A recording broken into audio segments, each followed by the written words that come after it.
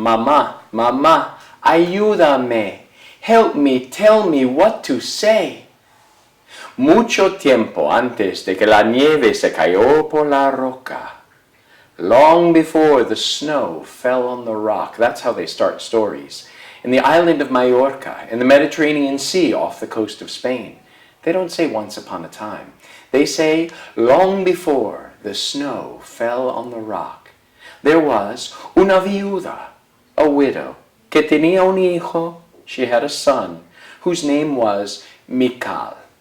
And Mical was, well, they say Mical was not the brightest star in the sky.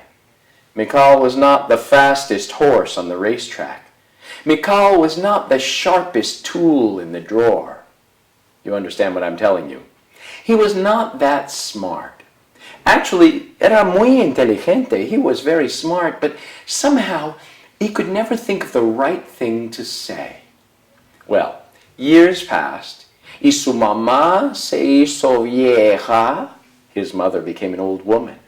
And Mical se hizo un hombre muy fuerte y guapo. He turned into a strong, handsome young man. And one day his mother said, Mical, es tiempo de que te cases. Mical, it's time that you should get married. He looked at his mother and he said, Mamá, me get married? Why, who would want to marry me? I've never even had a girlfriend. She said, oh, Mical, a esta chica, Ana Maria, there's that girl, Ana Maria, who lives on the other side of the village. She would be a very good match for you. Why don't you go and talk to her? And he looked at his mother with fear on his face and he said, Mamá, mamá, ayúdame. Help me, tell me what to say. Oh, Mical, she's very nice, but she never goes out of her house. So go to her house and ask her why she doesn't go out and see if maybe she wants to go for a walk with you. He said, buena idea, good idea. So he put on his nice clothes, he combed his hair, and he went walking toward Ana Maria's house. But there on the street, en la calle, he saw Ana Maria caminando brazo por brazo con su mamá. She was walking arm in arm with her mother. And Mical saw her and he said, Hola, Ana Maria. And Ana Maria looked at him and said, Hola, Mical. And Mical remembered what his mother had said, and so he said, Ana Maria, why don't you ever go out of the house? She said, Mical, I'm out of the house right now. What a silly thing to say. ¿Qué tienes en tu cabeza? What do you have in your head? Palos? Straw? He felt so avergonzado, embarrassed, that he turned. He couldn't talk. He ran home. When he got home, his mother asked him, ¿Qué pasó? And he told her, and she said, Mical, no, that's not what you say when you see somebody out in the street walking. So he said, Mamá, ayúdame, help me, tell me what to say. No, Mical, you know what? You're quiet and Ana Maria's quiet. So go and ask her if she wants to go dancing. That way, you don't have to talk to each other. You can just be together, quietly dancing. He said, buena idea. Good idea. He waited a few days so Ana Maria would forget how foolish he had been. And then he put on his nice clothes, combed his hair, and went to Ana Maria's house. This time he got all the way to her house. He knocked on the door. The door opened, and inside the house was llena de gente, full of people, todos vestidos en negro. They were all wearing black. And in the middle there was a large wooden box on a table. Well, Mical saw Ana Maria. She came walking up saying, Hola, Mical. And he said, Hola, Ana Maria, ¿qué pasa? What's going on? She said, Oh, Mical, es mi tío. Él se ha muerto. My uncle died, and so we're just remembering him, and we're having a funeral. He remembered what his mother told him, and so he said, Ana Maria, would you like to go dancing? She said, dancing? No, Mical, we're having a funeral. I don't want to go dancing. What a silly thing to say. ¿Qué tienes en tu cabeza? What do you have in your head? Moscas? Flies? He felt so avergonzado. He couldn't speak. He turned and he ran home. When he got home, he told his mother, and she said, Mical, no. That's not what you say when someone has died. He said, Mamá, Mamá, ayúdame. Help me, tell me what to say. Mikal, when somebody has died, you have a sad face and you shake your head and you say, oh, I'm so sorry. May his soul fly swiftly up to heaven. He said, buena idea. He waited a few days. Then he put on his nice clothes, combed his hair, went to Ana Maria's house. This time, she was outside with her hermanos y hermanas, her brothers and her sisters, their primos, cousins, and they were all dancing around. She was wearing a nice flowery dress. And Mikal said, hola Ana Maria, and she said, hola Mikal. And he said, ¿qué están haciendo? What are you all doing? And she said, oh Mikal, es el cumpleaños de mi hermano. It's my brother's birthday, so we're having a big fiesta. We're all having fun. Oh, and look, we have killed our biggest, fattest pig, and it's roasting. You can see the smoke coming up. We're going to have a nice feast. You're welcome to stay and have some if you'd like. Mikal remembered what his mother told him. He looked at the pig that was roasting, and he put on a sad face and said, oh, Ana Maria, I'm so sorry. May his soul fly swiftly up to heaven. She said, Mikal, it's a pig. We're roasting it. We don't want his soul to go up to heaven. We're going to have a party. What a silly thing to say. ¿Qué tienes en tu cabeza? What do you have in your head? Barro? Mud? He felt so embarrassed. He couldn't speak. He turned around, he ran home, he told his mother. She said, Mikal, no. That's not what you say when someone has killed a pig and they've invited you to join in the fiesta.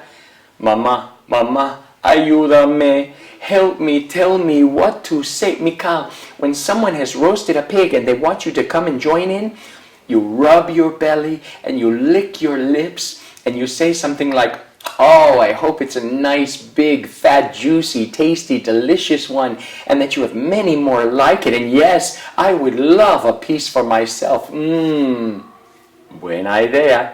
He waited a few days. Then he put on his nice clothes, combed his hair, went to Ana Maria's house this time. She was seated in the kitchen with a man wearing a white coat by her side. He said, hola Ana Maria. She looked up, she said, hola Mikal. He said, ¿qué pasa? What's going on? She said, oh Mikal, estoy aquí con el doctor. Él está mirando a esta verruga en mi cuello. I'm here with the doctor. He's looking at this wart on my neck, trying to figure out what to do with it. Mikal remembered what his mother said.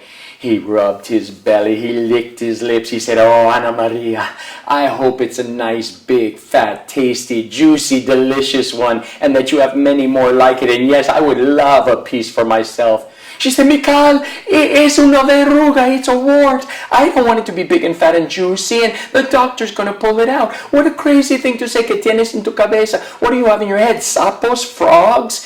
He felt so embarrassed, he turned around, he ran home. His mother said, Mikal, no, that's not what you say when someone has a wart and the doctor's going to pull it off. Mamá, ayúdame, help me, tell me what to say. Mikal, when somebody has a wart, you shake your head and you say, I hope it gets pulled out by the roots and never grows back for 100 years. Buena idea. He waited. He went back to Ana Maria's house. This time she was outside in el jardín, in the garden. She was clipping one of the plants. He said, hola Ana Maria. She said, hola Mikal. He said, ¿qué estás haciendo? What are you doing? Oh Mikal, estoy aquí. I'm here with my grandmother's rose bush. Mi abuelita se ha muerto. My grandmother died a few years ago, but we have this beautiful rose bush and I'm just getting it ready. We're going to enter it in the fair. We hope it will win first prize. Isn't it beautiful? He remembered what his mother told him. Oh, Ana Maria, I hope it gets pulled out by the roots and never grows back for 100 years. She said, Mikal, it's my grandma's rose bush. I don't want it to get pulled out by the roots. Why do you say such things? What do you have inside your head? ¿Qué tienes en tu cabeza? Agua? Water? You know, Mikal, you have been coming here and saying the craziest things to me, and you're driving me a little bit loca, crazy también. So por favor, please, don't come and talk to me anymore. Oh, and by the way, just in case you were even thinking of asking me if I want to marry you, the answer is no. Mikal turned around and walked away. And as he walked away, he could feel his heart breaking. because in coming to see Ana Maria all these times, he had kind of fallen enamorado, in love with her. But now he knew there was no way that she would ever marry him. Now, I found this story in a book called Bungling Pedro and Other Majorcan Folk Tales by Alexander Medevi.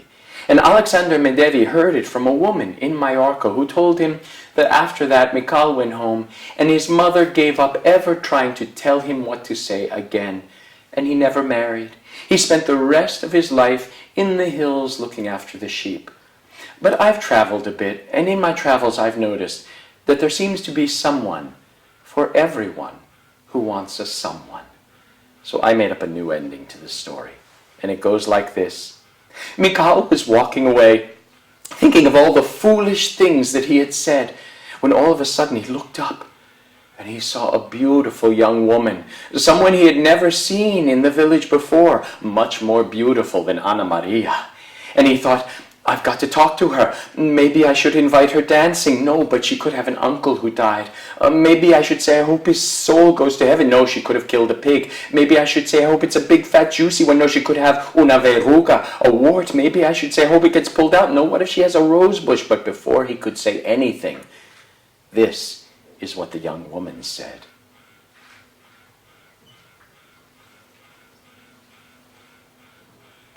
No, she was saying. Don't speak, because I am deaf. And when he realized that he couldn't say the wrong thing because she wouldn't hear, he didn't even have to talk at all, he relaxed. And a big smile came on his face, and she got a smile on her face too.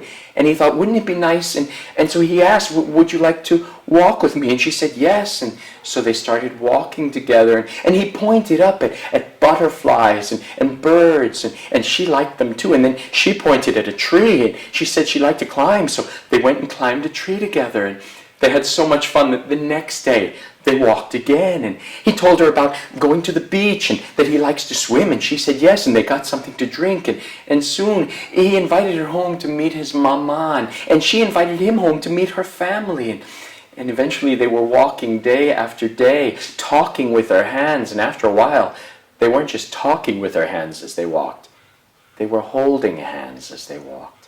And after another while, they weren't just holding hands en la calle, in the street. They were holding hands en la iglesia, in the church, because they got married. And after that, Mikal never again had to say, Mamá, Mamá, ayúdame, help me, tell me what to say, because he always had the perfect thing to say, right on the tips of his fingers and in the palms of his hands. That is the story of Mikal.